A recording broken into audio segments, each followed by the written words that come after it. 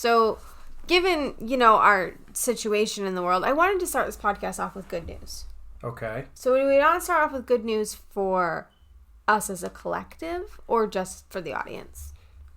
The audience. The audience? Okay, so as you guys know, last week we did a pool competition, and I think we told you that Tyler lost. I believe we told you on the podcast that he lost. Yes. I just really like saying it. Tyler lost. Anyway, so you guys voted and you asked him to do a TikTok dance. So he did. It's fantastic and wonderful. He looks like he's being punished because he doesn't smile literally at all until the end when he realizes he actually got it right for the first time in like 50 times of trying. Yeah. So. And I had to do it because my word is my motherfucking bond. Yes, and if you haven't seen the movie that we're covering this week, that is from that. So, yeah, he had to do that. I had to say that, yes. Yeah. So, anyways, if you guys haven't seen it, it is on TikTok. I think I released it on Twitter as well, but I will share it again just to make sure, because no one said anything. So, maybe I've forgotten. I'm not sure. But anyways, it's been released. I will put it out there on Twitter as well, so you guys can check it out. But go ahead, comment, like it, so the whole world has to see it. That would make my day. Anyways. So good news for us? Yep. Good news for us is we received a review. Now, I have a sneaky suspicion it's somebody who reached out to us on Twitter like a week or two ago, but I don't know because they never claimed it. Anyway, so it says, I always love a good movie podcast. I listened to the Hustler episode, and I appreciate that they always take a look at the female storylines in the movies. Also like the connection games, and that Tyler usually has a beer. And that was from Schmitty052. So thank you so much for leaving a review. I mean, we tell you guys this all the time, but reviews help us so people can find us and help us in rankings, SEO. It helps us keep motivated as well. I mean, it's a nice thing to feel like we're not shouting out into the void and that people are actually listening and wanting to hear what we have to say. Yeah, it really kind of just makes me excited. I always have to send it to you. I'm like, yeah, we got a review.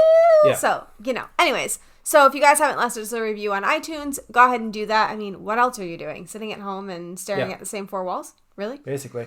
So that's what we're doing. I'm Tyler. I'm Shay. And this is Cinematically Correct. And this week is your choice. Yes. And I did I Love You, Phillip Morris. Yep. I don't really remember how I got here, but this was from a rabbit hole. So if you guys have been listening to us for a while, I end up in rabbit holes, as does Tyler. And this is one of those movies we found while researching, and I've had it on my list for a while and finally had a spot for it. Yeah. So do you want to give... Oh, well, I want to just acknowledge, because we are skipping a normal section, and it hurts my heart and soul, especially because that last review acknowledged it. So do you want to tell them what happened here? So my lovely wife did not go to the liquor store to buy me a beer and brave getting coronavirus. She couldn't even pick me up a Corona at the store. So I haven't left the house in weeks, guys. So the last time that we skipped a beer, we asked you guys to tweet at us and let us know what kind of beer you would have picked for this movie and that we would purchase it. Right. So if you guys want to do that, we will purchase it. I don't know if we'll be able to hit the alcohol section prior to next week. If we can, we'll try. If it's something we can order, because I know there are some liquor stores that are doing delivery, we can do that as well. And if not, we will definitely do it as soon as liquor stores open back up. I'll just keep a list and do that. So tweet at us, let us know what movie you would use or beer you would use for this movie, and I will force Tyler to drink it. And there are no restrictions. It's anything. As long as you can relate it to the beer and it makes sense, we will do it. I mean, more appropriate for this movie would be a pack of Marlboros, but... I'm sure you're going to get into that, I'm sure. But anyway, so blame Shay. Let's not blame Tyler for once. That's nice. Yes, blame me for actually practicing social distancing and not going out in public for anything that's not essential. Yes, blame me. All right. So, IMDb characters? Excuse you. We skipped some sections, but not all. Get into your brief synopsis there, buddy. Brief synopsis. Brief synopsis.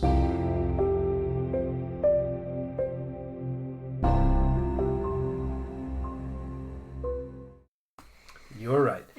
So this movie is the biographical story of Stephen Russell and Phillip Morris, two people that meet in prison and form a relationship. Mm-hmm. And it really focuses more on Stephen Russell, because he is the con man, more notoriety and more famous con man of the two of them, and he's the one that's doing all of the cons and basically stealing to facilitate their lifestyle. And that's basically the movie. That was a real struggle for you. I know. Was it a hard one this week? No, not that hard. Yeah. Anyway, had to do it. Anyway, so do we want to do the characters? Yes. Okay, so the main character, Stephen Russell, as you mentioned, was played by Jim Carrey, which I think is probably why we picked this movie, because Jim Carrey in a serious role was something I needed to see. Well, I think that's where we found it, is from Dumb and Dumber. You probably went into a rabbit hole on his IMDb. It is a very likely situation. Yeah. But anyway, he plays Stephen Russell, who is at the beginning of the movie, he is a married man with kids, a family man, and ends up realizing that he is gay and decides to lead the gay lifestyle. And he says that being gay is really expensive, quote from the movie. And he ends up leading a life of cons to try to pay for it all. Right. And then he meets a guy, Phillip Morris, in prison and decides to basically want to shower him with gifts and everything. And he has to keep escaping from jail because of all the things he's doing. And it's just perpetual cycle. It's a round robin carousel kind of. He gets out of prison, commits a bunch of crimes, goes back to prison, escapes, goes back to prison, escapes, goes back to prison, kind of thing. But he is not a super likable character. Jim Carrey is very good in the role, don't get me wrong, but you don't root for him. You're not like, oh, I hope he makes it this time. You're just kind of like, wow, this guy he's got to stop. You've been given so many chances, man. Just stay the hell away from prison. Yeah. For the love of God. You're clearly very bright. You clearly could do something legitimate if you wanted to. Stop it. Right. Basically. Do you have anything else you wanted to say on Jim Carrey? I mean, he's not on an unlikable character. He's kind of middle of the road for me. He's not good or bad. I'm not really rooting either way. Yeah, I'm not rooting for him to die or anything. I'm just kind of like, man, I'm not rooting for you to succeed either here. I'm just, Okay. Ewan McGregor. Yes. He plays Phillip Morris. First of all, him with blonde hair, for some reason, was just a mind F to me. I didn't want to swear on the podcast, but I've already done that, so it's it's done. Ship is sailed. But he plays the love interest of Stephen Russell. I wrote at one point in my notes that he was a stage 5 clinger because he was a little bit much when they were in prison. He was a little bit much, and then also he is just so naive in the movie that his character believes that anything anyone says and doesn't understand lying or sarcasm. Right. And it's kind of like a lost little puppy. Yeah. Now, you had said that of the two, Stephen Russell was the worst con man, which made me think that you felt Phillip Morris was a con man? Well, he did go to prison for... not returning a rental car. Yeah, which is theft of service, which is... But does that make you a con man? No. That's a gray area, because it really all depends on whether or not you stole the car or you just forgot to return it. How do you forget to return a car? I don't know. I actually don't know. I haven't read his docket. I haven't read any of the papers surrounding what he did or did not do. Yeah, so my thing is, he did commit a crime, but he's definitely not Stephen Russell at all. No. They're not in the same playing field. No. He stole a car, which is bad. They're not even playing the same sport. Really. Right, he stole a car, and that's bad, don't get me wrong, but, what Stephen Russell did, that takes the cake. So, just want to put that out there. Ewan McGregor is actually my connection to Lord of the Rings. Of course it is. I'm doing it. Uh-huh. So, he was in Star Wars as Obi-Wan, young Obi-Wan Kenobi, with Christopher Lee, who played Count Dooku. Christopher Lee played Saruman in Lord of the Rings.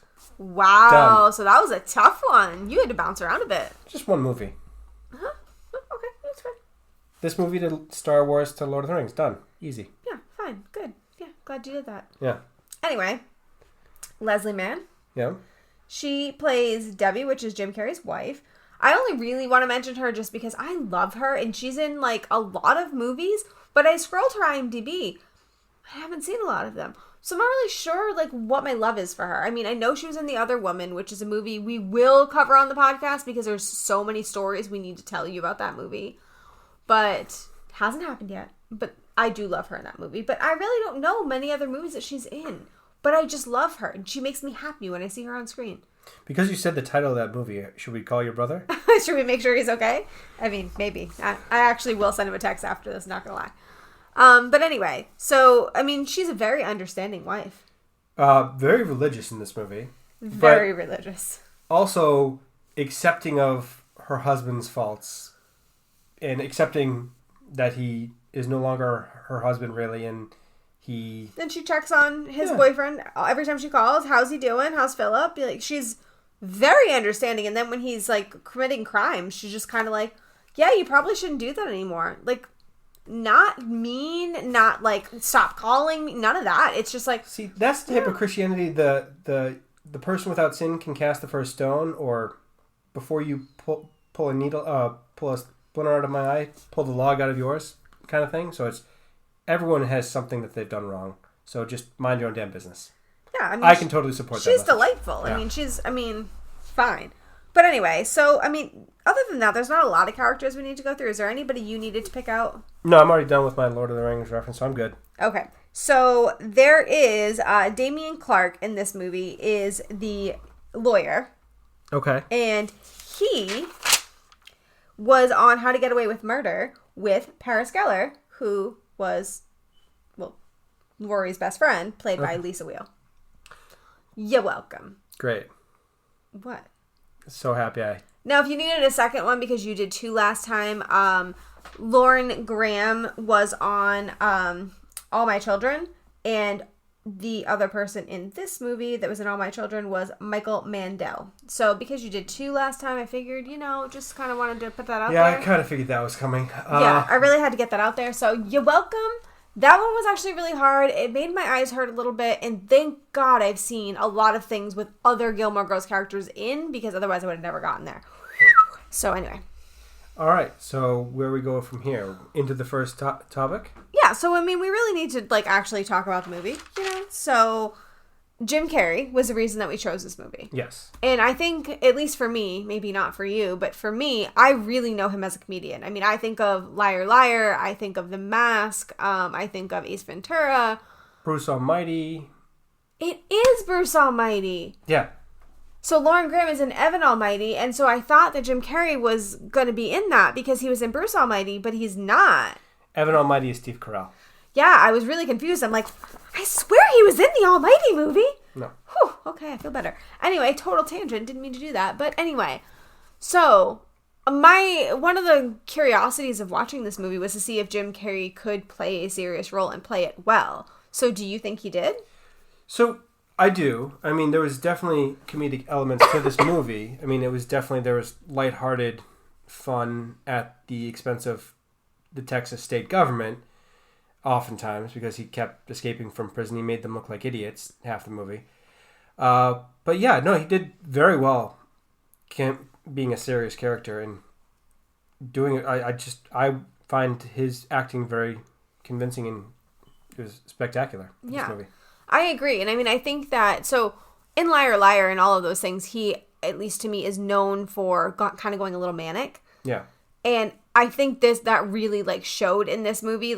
He went manic, but not in a funny way. Well, there were humor parts, but it was like watching someone kind of unravel. Right. And in Liar Liar, you see him go manic in a hilarious way, and it's over the top and exaggerated and crazy. But in this, it's more like, oh my God, this person is actually like about to go to jail for the rest of their life, and they're losing their love of their life, and they're basically losing everything they care about. And I thought it was really interesting to see that side of him come out. I was like, wow, he actually is a really good actor. He's not just this, caricature. Yeah, I think that's fair. I think this is one of his best acted performances that I've seen that I can think of. I mean, all of his performances are great, but this is just better acting than I'm used to for Jim Carrey. Yeah, me too. And I would be totally down. If there are other serious Jim Carrey movies, I would totally be down to watch them. I'm down for that. Now, I'm going to go a little off script because we've already kind of made this not PG, yeah? We've already sworn. It's sailed. Definitely done that. So, okay. So one of the notes I wrote at the beginning of watching the movie, before, I should say, we didn't actually know what this movie was really about prior to watching, and I have a habit of forgetting trailers if I do watch them. So I didn't know that it was a gay love story, which there's nothing wrong with that, but I wasn't aware of it, and he was married to a woman at the beginning of the movie. And I wrote down during one of the sex scenes, most unromantic sex scene I've ever seen. So I was curious, did you find any of the sex or sex-related scenes in this movie romantic at all?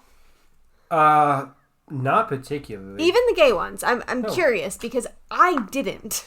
I mean, well, certainly the relations that he had with his wife were probably the least sensual thing that I've ever witnessed on film. They were like talking about finances or something in bed. And like his mother too. It was weird. Yeah, and he was like, wait. She was like having a conversation. She was like, yeah, let's do it now. And then he was like, no, let me finish.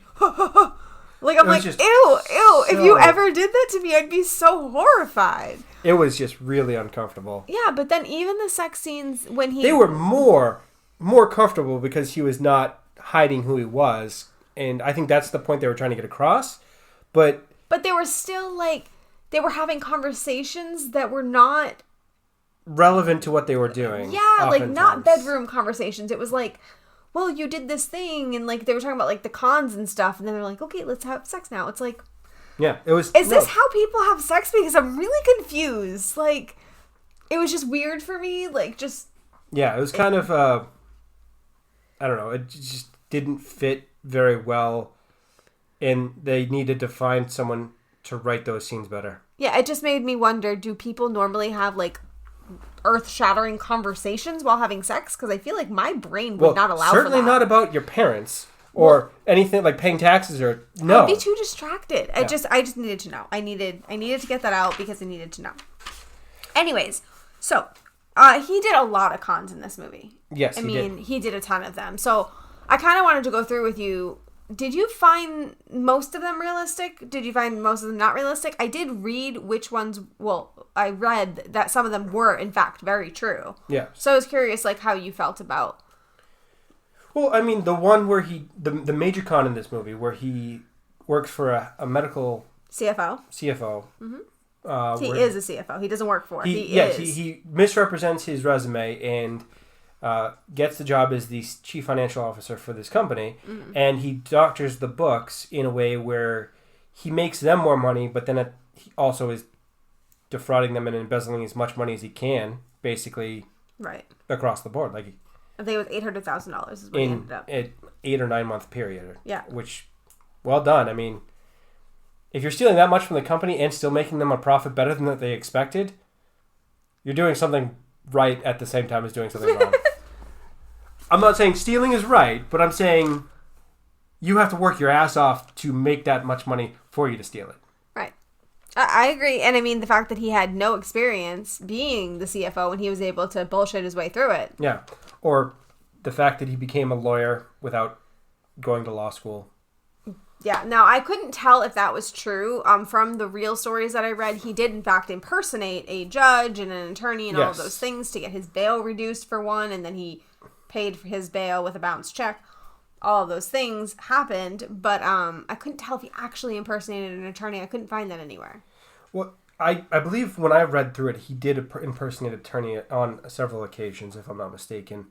Oftentimes to get himself out of prison, but at other times as well.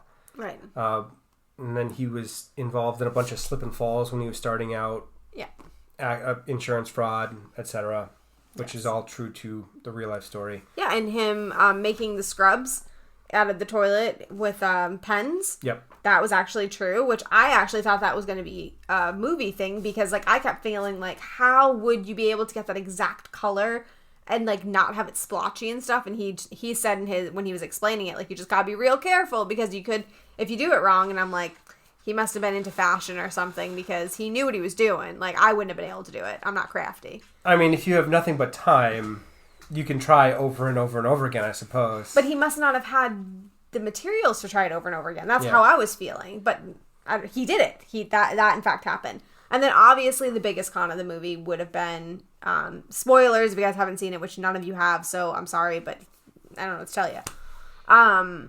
Was the AIDS. Yes. So he faked out the Texas government into believing that he was dying of AIDS when he never actually, in fact, had HIV or AIDS, to the point where they released him from prison. Yes. And he called them and told them that he died. Yes. And that is also true. So he escaped numerous different times in real life. I think it was 5 or 6 times. And they did a good job of showing that in the movie. A lot of them are similar or close to what he did. Yeah. Now, what they said was the timeline is inaccurate, Right. the way in which things happened. But the main reason that he was caught wasn't because he did something wrong in his con. It was because he went back to Phillip Morris. Yes. So anytime he would escape from prison, he would then go straight back to Phillip Morris, and the cops were there waiting for him. Right. And so basically, if he could have given up love, yes, then he would have gotten away. Because 2 of the times, apparently, according to the true story, he walked out the front gates. Yeah. Like he didn't, and no violent escapes ever happened, he said. Yeah. It was all just, he was very confident with what he was doing, and they let him out. Yeah. Insane. Like, interesting side piece to that. He always escaped on Friday the 13th. yes, he did. Which is Phillip Morris's birthday. Yes. Which is both adorable and just kind of an extra screw you to the state of Texas, because how do you not know that Friday the 13th is coming up if he does it on every single Friday the 13th? Right. Now, apparently, back on one of the interviews I read, there was going to be a Friday the 13th coming up. This was in, I want to say 2009. It was going to be coming up in November, and I don't think he tried to escape then, because I tried to find out if he tried to escape again, and I couldn't find one. He was interviewed before that, and they asked him when the next Friday the 13th was, and he said, it's in November. And so they were theorizing that he was planning an escape because he knew right when the next Friday the 13th was. I don't know if that's just him having savant-like ability to know that. Or he just knows because he's in love with Phillip Morris. Probably. So, anyway, I mean, if you guys are interested in more of his true story, there is the book that this movie is based on. He wrote another book after Phillip Morris. There is a few documentaries on it, and there's something else on it as well. So there's a bunch of information out there if you guys are interested in the true story. But it is pretty close. Yes. The one thing I will say is Jim Carrey never met Stephen Russell. He said that Phillip Morris really was the one who dealt with the actors and like let them in on all the information or whatever. Well, that's because he's the one that's not on 23-hour-a-day lockdown. Well, he's not in prison. Yes. So, yes. Phillip Morris is the attorney in the last scene in the courtroom in this movie. So he does make a cameo in the movie about him. Right. And he's very much involved in the whole thing. So yes. I guess he's happy with being a stage 5 clinger. Well, one thing that I wanted to talk about that is not written down, so you're going to have a bit of a moment, is how this movie is similar to Catch Me If You Can. See, now, we know that I haven't seen that. We know. And you're just bringing that to light on the podcast so that everybody can attack me. But let me just say in my defense, hated is a strong word. I didn't like Leonardo DiCaprio because of Titanic, and I never gave him a chance until The Departed. And you're missing so many good Leonardo DiCaprio movies, and it's shameful. It's also Tom Hanks. I know. I'm so behind on Leonardo DiCaprio movies because of that whole Titanic holdover. But I want to come back. Just let me come back. I would say that this movie is very similar to Catch Me If You Can. I would argue that I liked Catch Me If You Can more, just because the con man is more likable in that movie. Is it Leo? It is Leo. So he's more personable, and he starts off as a sympathetic kid that leaves his house before he's 18. And this sounds like my kind of movie. I'm in. Yeah. You've sold me. And he just impersonates lawyers, doctors, pilots, etc. just to... On the list? Yeah. Okay. I own it, so I would hope so. Okay, so it's on the list. Okay, so I guess it sounds similar? It's very similar because he does a lot of escaping from prison. He does a lot of... Is it a true story as well? It is a true story. And he got considerably less shafted in real life than Stephen Russell did, because he has a meaningful set of skills that the FBI can use. So does Stephen Russell. Well, he specialized in check fraud, so he helps the FBI catch people that are committing check fraud now. Okay. So they let him out for good behavior if they... Spoilers. Thank you. I haven't seen the movie, but thank you. Thank you for spoiling it. Thanks. All right. Moving on. What was next? So I wanted to talk about I think you kind of, with your family, have a personal connection to the legal system when it comes to sentencing and things like that. And obviously you have like all attorneys in your family and all of that. But they all are very passionate about the treatment of prisoners, right? Yes. So I did want to kind of talk about a little bit about the fact that Stephen Russell, now we've said, he is a non-violent offender. He has not ever, from what I understand, committed a violent crime. He has, however, committed a lot of crimes. They're all cons. They're all him escaping or him embezzling money or things like that. Or defrauding insurance companies. And while that is a crime, it's only hurting the insurance company and it's not hurting a specific person. Right. So I just want to say first, he's non-violent. So I want to make that clear because I do feel it's a big distinction when it comes to prisoners. Yeah. Anyway, he has been sentenced to 144 years in prison. Yes. Now, he is up for parole. I believe it's this year. December 15th of 2020. He's first eligible for parole. And the bogus part of this is he was sentenced for 45 years for the crimes and then 99 years for escaping repeatedly. Where in certain countries, they don't add time if you escape from prison because they consider it a human right to want to be free. So they will put you back in prison for your crime when they catch you, but they're not going to add any extra time, which to me totally makes sense. I mean, I can understand putting you in prison if you hurt someone to get out of prison during the escape or something bad happened that way or you committed other crimes as part of the escape. But if you just walk out the doors, then that's really on them.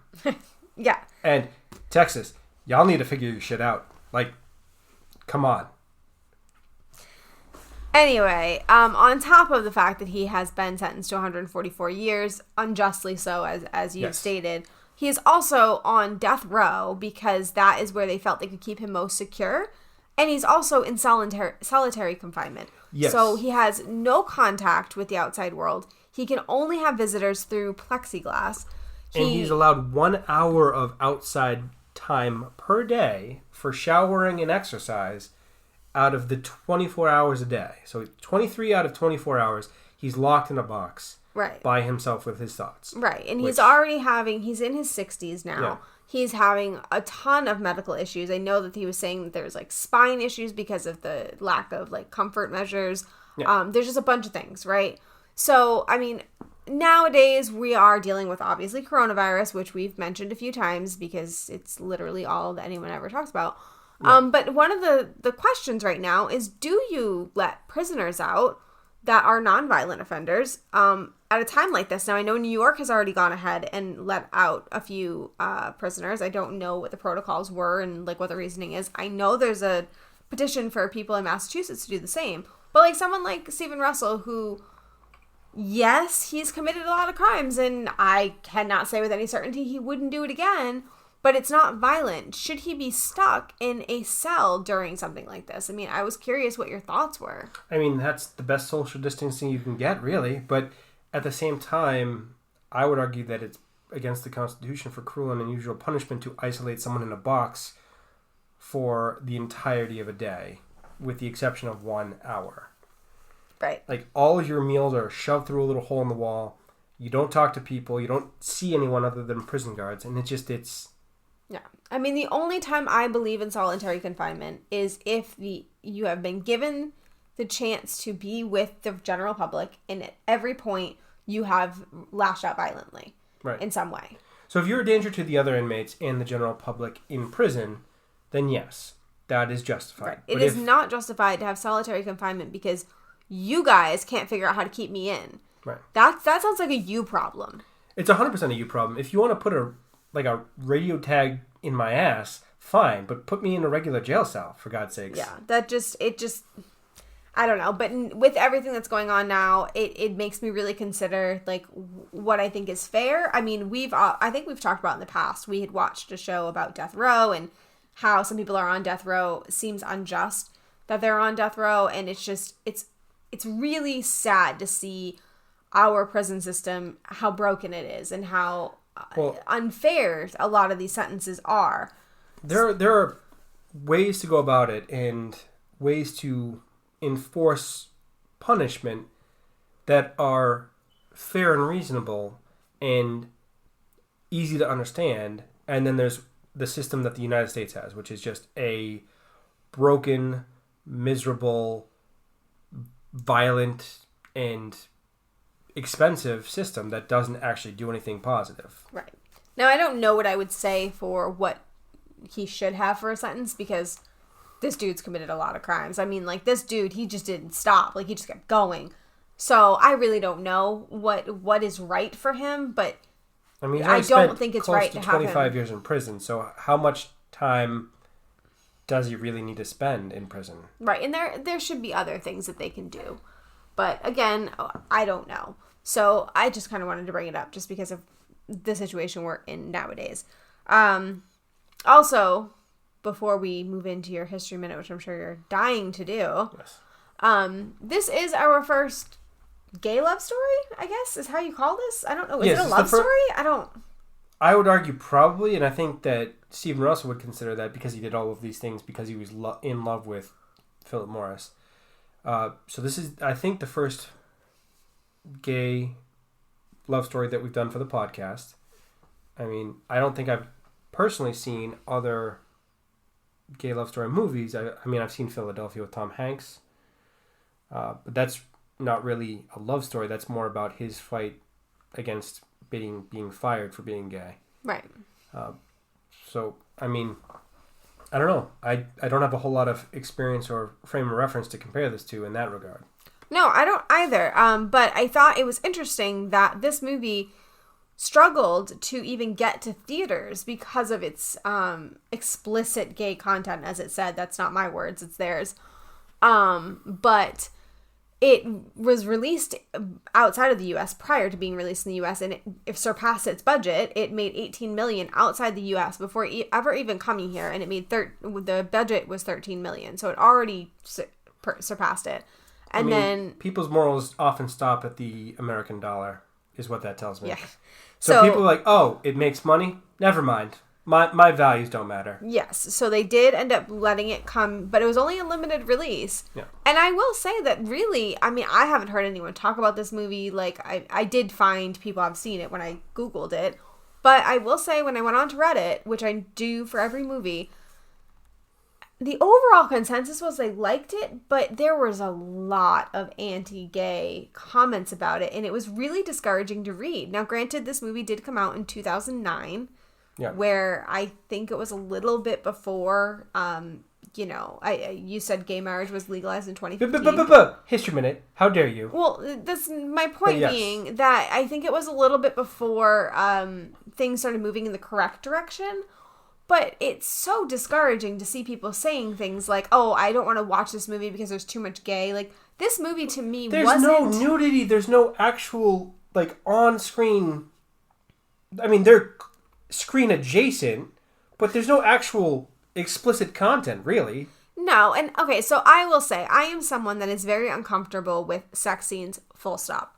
I don't care if they're gay, straight, whatever. I don't like seeing, like, full on, like, just a whole scene of it. Like, if it's part of something and there's a reason for it, okay. It's the same thing with violence. Like, I need a reason. I don't want to just see sex to see sex. I don't like that. So, if it was too much, it would have bothered me because I don't like it in general. But it wasn't really. There's only one scene I can think of where it was a little bit like, okay, like, I didn't really need to see that. Well, it's the whole him telling the camera that he's gay... With the man. That's the one scene. It's not even Phillip Morris, and it's just like, okay, that they did that for the shock value because they could throw that into the middle of the story. Right.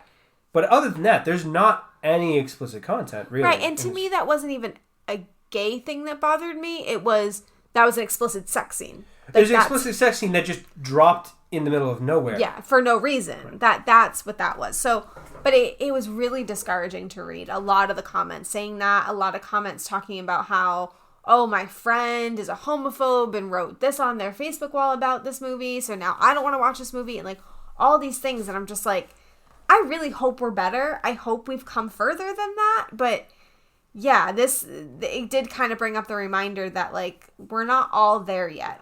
We haven't all come as far as we need to. No, we need as a society to go farther in a more accepting direction. Right.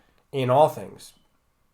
Sexual orientation, religious preference, racial lines, all of that. We need to be more accepting and less hateful. Right. Just across the board. Right. I mean, I felt this movie did a really good job of not making it I'm going to put in air quotes, a gay movie. Like, it wasn't, all about being someone who's gay and, like, going and doing the stereotypical things and, like, being, like, a caricature almost. It wasn't anything like that. It was two people who happened to be gay living their lives. Committing a bunch of crimes. Yes. I mean... And that was more about it was more a con movie, or, like, The Hustler or The Sting, a movie that it's more about the crimes and what they've done rather than them being gay. Right. No, and the sexuality was relevant. It wasn't for no reason. Yeah. It was relevant because it was the reason that he decided that he needed to commit these crimes because he felt it was expensive to become gay. And it was also his coming of, like, aha moment of, like, I need to be this way. I think they also mentioned that his mother gave him up at birth and he was the middle child or something. So I read about that, and his mother was pregnant and got separated and divorced from his father, and so she gave him up for adoption because she didn't want to raise a child on her own. And then she got remarried to him and had more children with him and didn't claim him, which is the most supremely shitty thing I think I've ever heard of a person ever doing. Like, I can't even imagine a person that would do that. And I mean, but in fairness, in an adoption situation, you do sign away your rights. You can't just reclaim a child. I mean, yes and no, but it was in the movie. It was highlighted as a brown paper bag adoption in a parking lot, which there's no signed paperwork there. That's fair, but we don't know if that's true.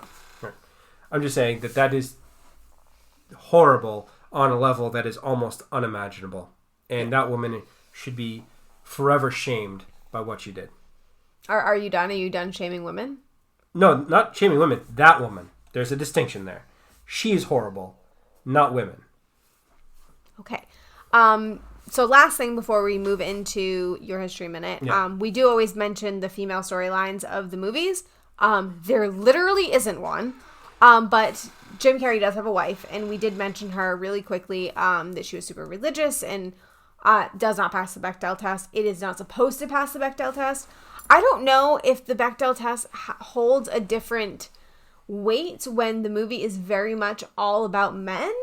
But anyway, I feel like we need to mention it. But she's literally the only woman in the movie, I think. I don't even... Except for the secretaries and a couple other ancillary people, there's no women in this movie. Yeah, so she's it. I mean, they portrayed her well. She wasn't portrayed as... Oh, the mother. The horrible mother. Oh, yeah.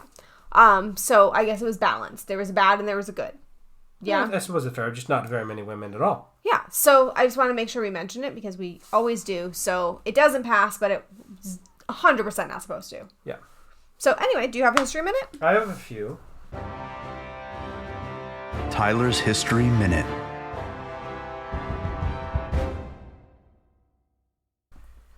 So Stephen Russell escaped from prison 5 times, always on the Friday the 13th.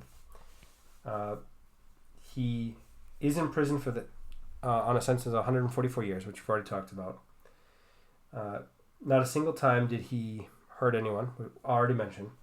You're killing me here. Well, you didn't tell me what your history minutes were, so... So, related to this movie, I wanted to talk about the legalization of gay marriage because it's a relatively recent piece of history that is noteworthy in a positive way. Absolutely. So, gay marriage in the United States was legalized nationally in every state in the country 2015, which is only 5 years ago, which is shamefully recent. Before that, in 2000, Vermont became the first state to allow civil unions to have the same rights as heterosexual marriages in the year 2000. Mm-hmm. And then 2004, Massachusetts, represent, whoop, whoop, became the first state to legalize gay marriage. Good for us. Yes. Really proud of us. The first country to legalize gay marriage was the Netherlands in 2001. Dang, I was going to guess Denmark. Netherlands. I tried. Close.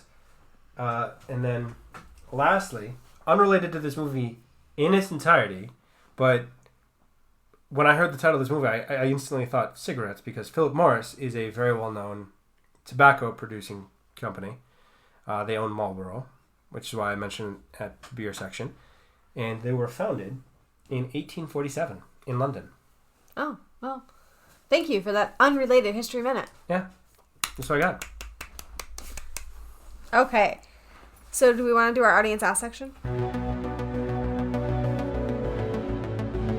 Audience asks.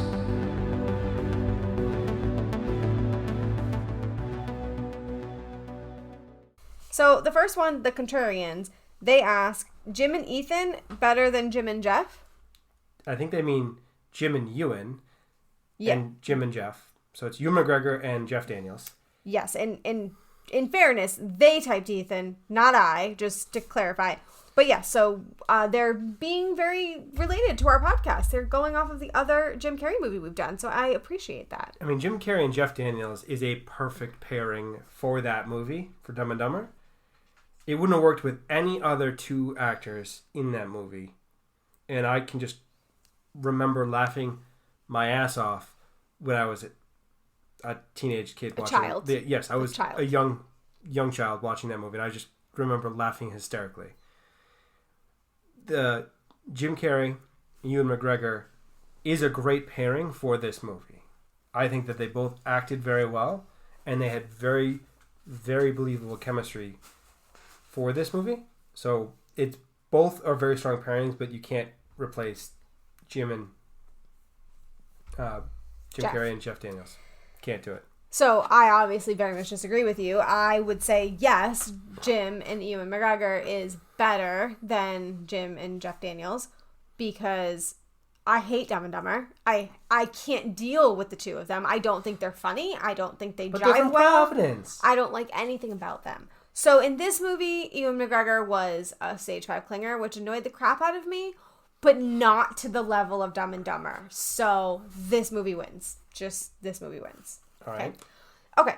So moving on. Do we want to go into the not PG zone, or do we want to stick PG with these questions? Let's go non-PG. How bad could it go? Do you mean that? Because literally for Twitter, it just asked me if I wanted to show an offensive comment. That's where we're going here. They want to show an offensive comment? When I click on it on Twitter, it asks me if I want to show an offensive comment. Oh, boy. Show additional replies, including those that may contain offensive content. Yes, please. Deal. All right. It says, all right, how about we ask this question? I'm going to say this. We have now to, okay. Does spitting out your lover's cum prove you don't love them? And that was from KP Fenning 91. I guess, why does that have any relevance at all? Because in the scene I know why it has relevance to the movie, but why does it have relevance to whether or not they love you? That's a big thing in the female world anyways. Guys get real offended. I don't know if it's the same. What do I care? It's already out of me. Like, okay, so you personally don't. I personally don't care at all. From a female's perspective, why would men it matter? get offended. I couldn't care less. I could not care less. It doesn't have any relevance to me. It doesn't. So you'd say no. It doesn't. I would say no. If a girl did that, that wouldn't offend you at all. It wouldn't bother you. Especially not when there's an ocean right there that you can spit into. Yeah, it's not super classy. No, it's not super classy, but it's better than spitting on like the floor or anything like that. Or like on the sheet and then putting it right, back. Yeah, that's just gross. That's not you love or don't love someone. That's just disgusting. Yeah, that's just. But the ocean's the ocean. Like, who cares? Like, do you live your best life? Yeah. Fish poop in the ocean, so who cares? Yeah, I'm with you there. I think the question comes because a lot a lot of men get super offended, and it's a big conversation. I mean, a lot of girls talk about, like, what do you do? Because you don't want to offend somebody, and especially, like, when you're starting a relationship, you don't know. Like, is it going to offend him? Like, do I even bother trying because I don't want to offend him? Like, it's a whole thing. The more you know. Okay, I'm glad we were able to get that X-rated audience. You said you. I didn't realize it was going to be that bad. You asked me to go, so I did. We're good. We did too, so we're good? Yeah. Okay. You're scared for anymore, so. Yeah, no more. I'm tapping out. So, guys, now you can see this is how you make Tyler uncomfortable. Yeah. So. Ratings and reviews? Reviews.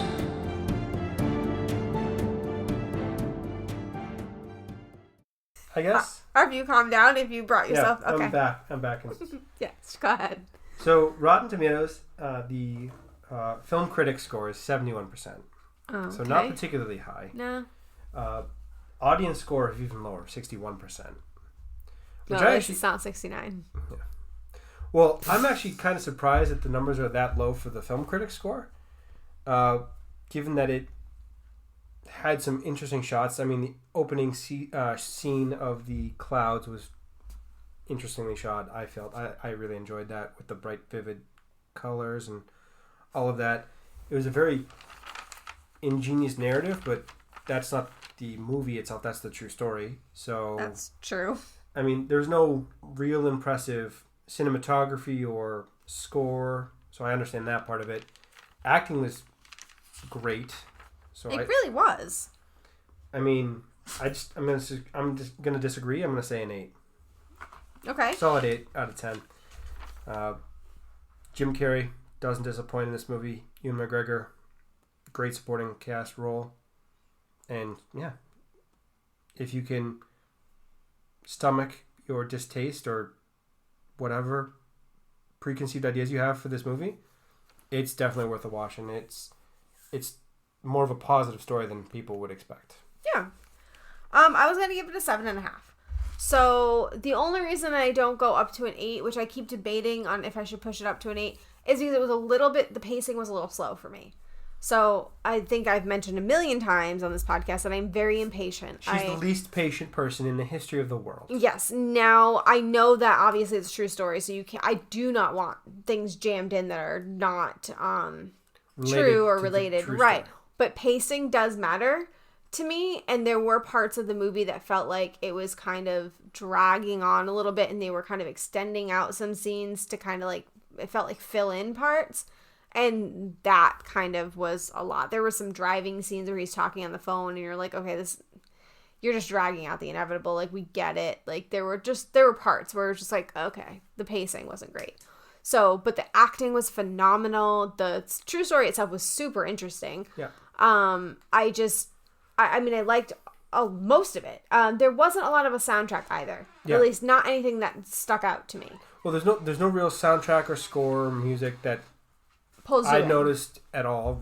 Because that sometimes will help me with pacing. Right. I sometimes will, even though the actual narrative is slow, the music kind of keeps me engaged, so it's okay. So I think those things kind of added to me going a little bit lower, but I still really enjoyed the movie. It's just keeping my attention is always a struggle. So it's the hardest part of my day. So next week is your choice, and it's current movie. Is current movie, which we're having to watch at the house because of quarantine, and we're doing The Hunt.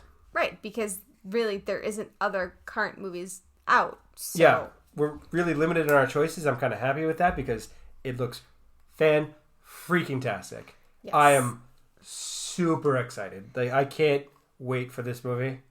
And yeah, we've been talking about it since we saw a trailer for it a while ago, so I mean, we're happy we're stuck with this one, but I will say I'm a little nervous for May because it doesn't look promising out there. If you guys have looked up movies being released May 2020, there's like 5. And they're all indie films that are... Oh, there is a Shia LaBeouf film called The Tax Collector. I don't know what that is. I mean, we may end up stuck with it because... There's nothing else? There's nothing else. I don't really know, so... I don't know. We will see. Remains to be seen for May. Right now it's April, and it's my choice. And it's The Hunt. Yes. Super excited. Yeah, so really excited about that. So we will be back next week with that. If you guys want to talk to us outside the podcast, you can find us, me on Twitter, Cinematically C. Tyler is Blame Tyler CC. Yep. That's where you will find Tyler's punishment. I will be sharing it on there. If I don't, bug me about it. Just tweet me and tell me that I haven't shared it. Or forget about it. That would be preferable. Yeah, it is on our TikTok as well. I think I'm like Queen Shay CC. I think that's what I am on TikTok. If you guys just want to find it, don't laugh. My listeners gave me that name. Thank you very much. Anyways, you can email us cinematicallycorrect@gmail.com. We will be doing an audience ask section for The Hunt, and I'm sure a lot of you guys have watched it in quarantine because it's like the only current movie out. I think that and Invisible Man, which we've already covered. So if you need to, listen to that, go for it. But if you guys have questions or topics you want us to cover, tweet it at me. You don't even have to wait for the thread. Just tweet it at me and I will save it. Cinematically see. Don't tweet Tyler. It's useless. I'm telling you. Yeah, it will get lost. I will never see it. And if you're expecting a response, you will be disappointed. Yes. So make sure you tag me if you're trying to tweet him. But yeah, other than that, we do have a website, but somebody still hasn't given me timestamps. So let it go. Let it go. But that's gonna forever be tied to that phrase now. It will forever. Forever. But anyways, we will be back next week with The Hunt. So thank you to Jake at Athos Music for our intro and outro music, and we will see you next week. Thank you for listening.